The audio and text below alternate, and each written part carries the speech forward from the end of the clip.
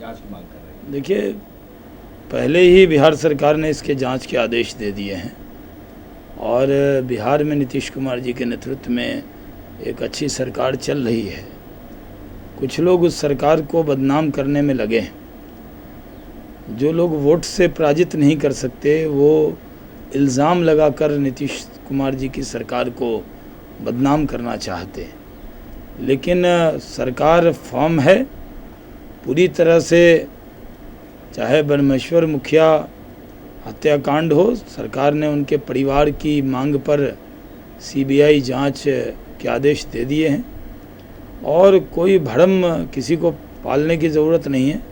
जहाँ तक राज्यपाल से मिलने की बात थी, पहले ही बिहार के महामहिम राज्यपाल मुख्यमंत्री जी से मिलना चाहते थे। मुख्यमंत्री दौरे पे थे।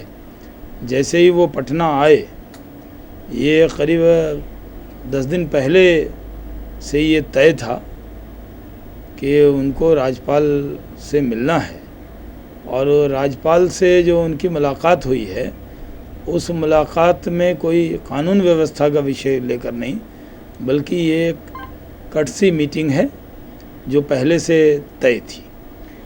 दूसरी सर खबर ये कि बाबा रामदेव के आंदोलन को बीजेपी और एनसीपी दोनों समर्थन कर रहे हैं, तो क्या मतलब निकाले जाए और क्या कहना है बीजेपी का? देखिए, भ्रष्टाचार के खिलाफ जो भी आवाज़ उठेगी, भारतीय जनता पार्टी उसके साथ खड़ी होगी। इस देश में करप्शन के खिलाफ राजनीतिक तौर पर भारतीय जनता पार्टी लड़ रही है और कई सामाजिक संगठन भी अपने तौर पर लड़ाई लड़ रहे हैं।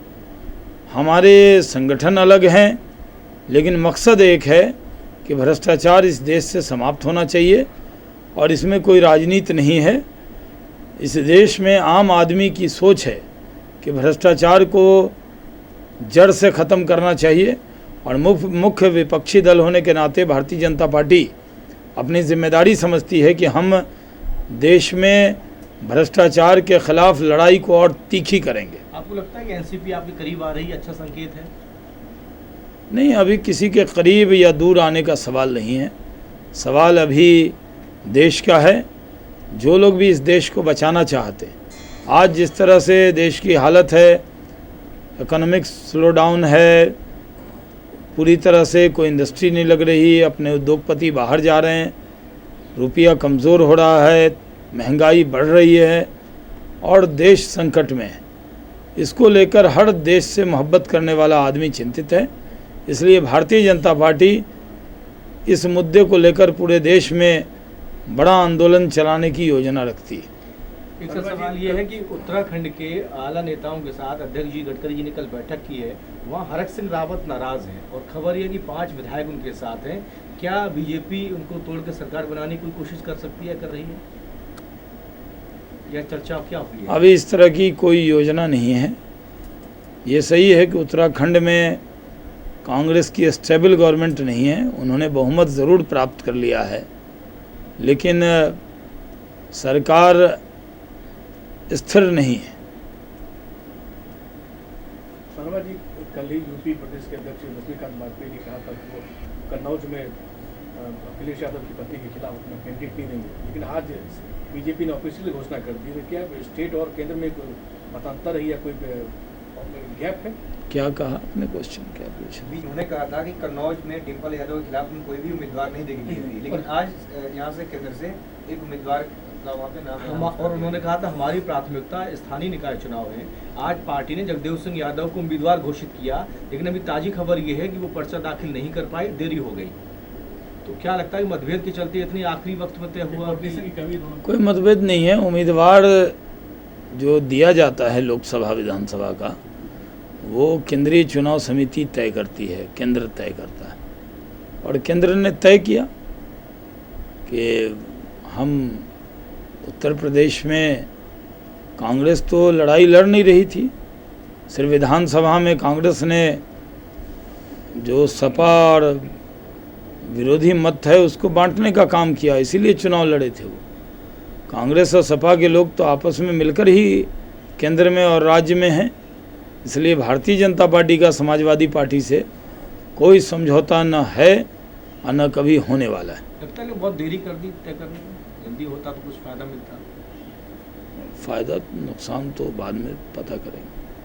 सर एक सवाल ये है छोटा सा, आज अध्यक्ष जी ने 2 मोर्चा और तमाम प्रकोष्ठों के साथ बैठक की है और ये भी तय हुआ हर पखवाड़े अब कोर ग्रुप की बैठक होगी, तो क्या ये अच्छे संकेत माने जाए संगठन स्तर पे कि अब तेजी आ रही है और रिव्यू हो रहा है काम का हर स्तर पे?